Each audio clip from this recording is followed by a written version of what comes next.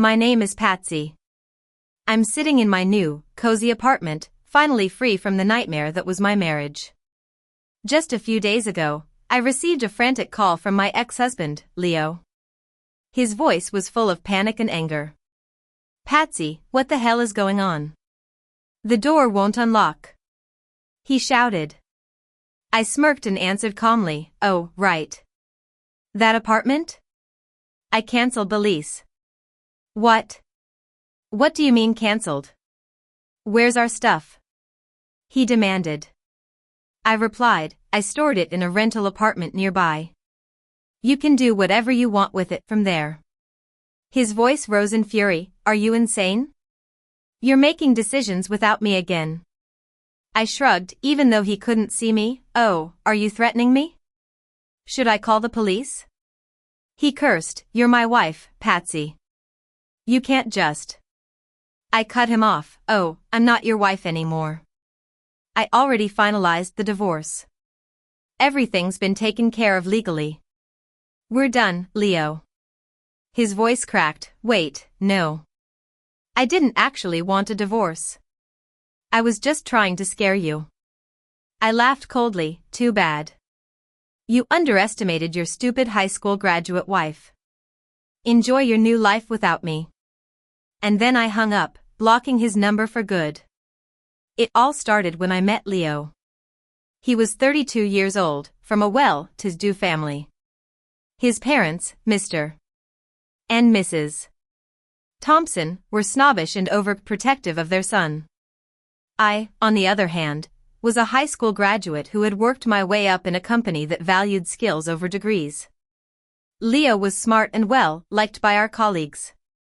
I admired him and fell in love when he proposed. We were a happy couple at first. We worked at the same company, often collaborating on projects. Despite my lack of a college degree, I had more experience and a stronger sales performance than Leo, which earned me a solid salary. One day, we visited his parents' house. Out of the blue, Mrs. Thompson looked at Leo and asked, "Are you sure about marrying Patsy? You've always been so gifted in academics and art, yet you chose her?" Mr. Thompson nodded in agreement. "She seems like an ordinary girl, nothing special." Leo simply said, "It's fine. I love Patsy." But the look in Mrs. Thompson's eyes told me she didn't really approve.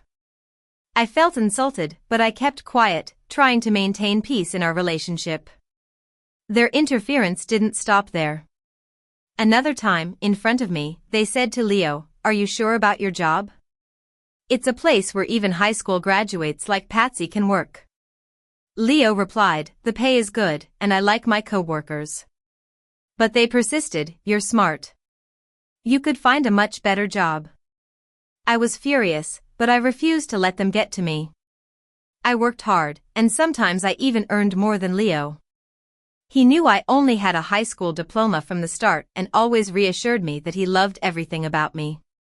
I was proud of my career and believed Leo was on my side.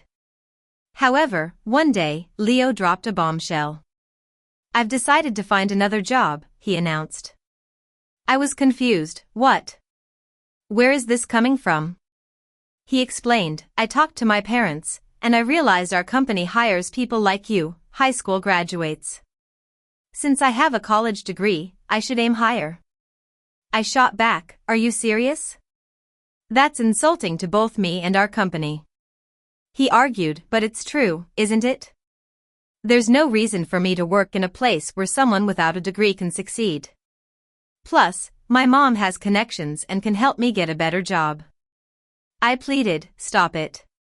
We have a great work environment, and now you're saying this?" He snapped, "You're nagging. I finally understand I'm meant for bigger things."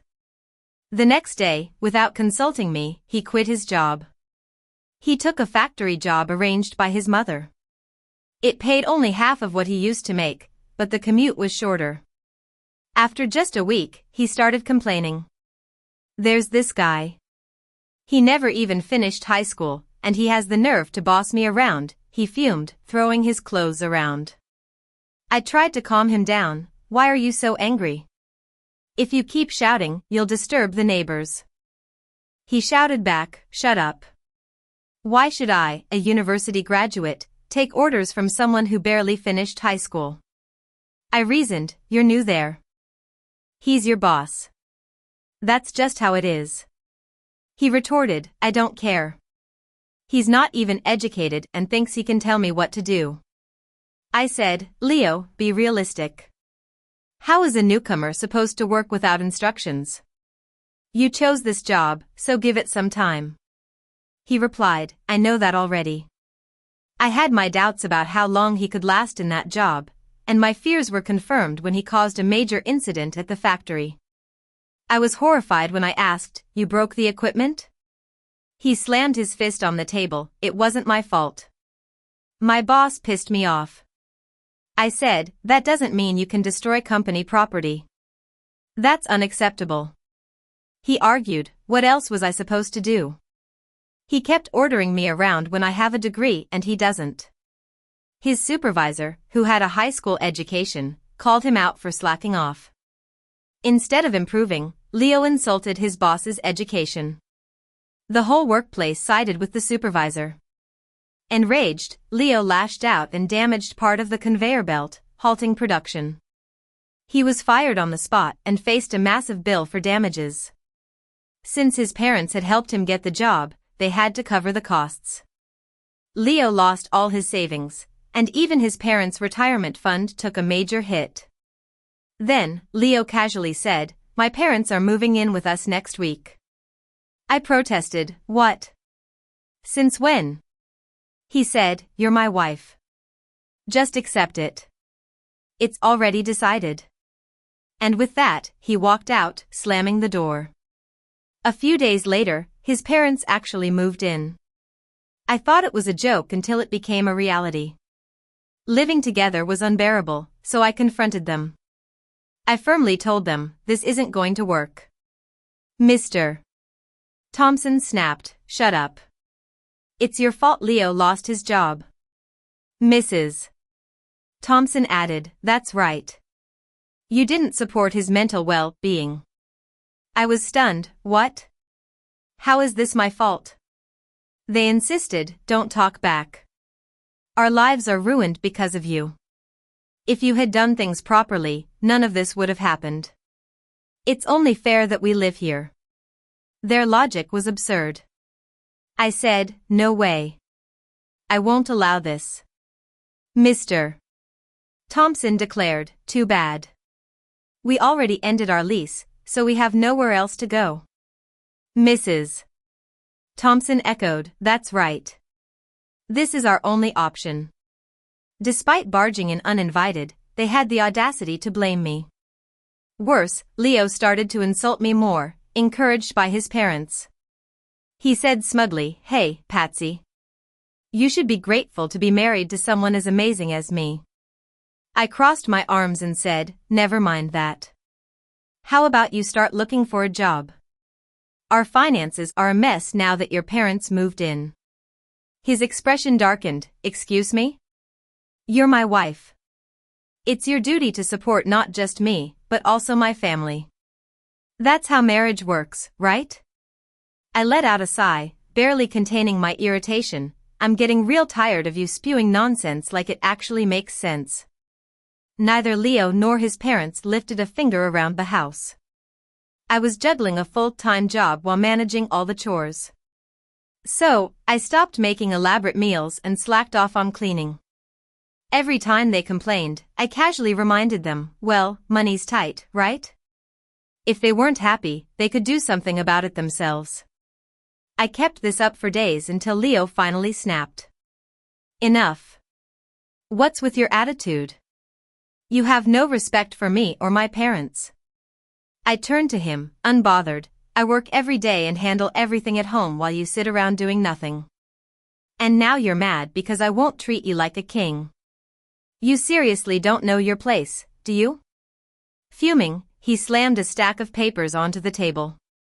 Here, since you clearly have so many complaints, let's just end this. I picked them up, my eyes widening. Divorce papers? Are you serious? He smirked, dead serious. I even signed them already. If you don't want to get divorced, you better fall in line, you stupid high school graduate. That was the last straw. My patience snapped. I was done with him and his leeching family. If he was so eager to hand me the divorce papers, I'd make full use of them, but not before settling the score. From that moment, I started gathering evidence. I recorded every insult, every degrading comment. I took pictures of my damaged belongings, making sure to document everything. Meanwhile, Leo started hopping from one odd job to another, never lasting more than a week. One evening, he came home with his usual smugness. Well, I quit that job, too. It was just too dull, he said. I raised an eyebrow. Again? And you have the nerve to complain about me? He ignored me and turned to his parents. Yeah, Dad and Mom, I'm done working. To my horror, Mr. Thompson chimed in with a grin. Speaking of which, I quit, too. I blinked. What? You did what? He said smugly. I decided it's time to live off you instead, Patsy. My stomach twisted. Wait, what? Mrs. Thompson chuckled. Leo's too talented to work under people who barely have an education, but you, dear, you can work for us. That was the final straw. I wasted no time putting my escape plan into motion. First, I secured a new apartment just for me. Then, I came up with a way to get them out of the house for a few days. I surprised them with an all-expenses-paid 5-day vacation. Mrs. Thompson's eyes gleamed. A trip? Well, Patsy, you finally did something right. I forced a smile. Consider it my way of thanking you all. She asked, Are you sure you don't want to join us? I replied, I have work, but you three should enjoy yourselves. She gushed, Oh, we definitely will, practically bouncing with excitement. The moment they left, I sprang into action. I packed up my things and moved out. Their belongings? I had them shipped to a tiny weekly rental apartment and canceled the lease on our current home. I footed the bill for all of it, but to me, it was money well spent. A few days later, when they returned from their trip, I got that frantic call from Leo. And now, here I am, free at last. I'm looking forward to enjoying every moment of my new, peaceful life. Thanks for listening. I hope you've learned something from my story. Stay tuned for more.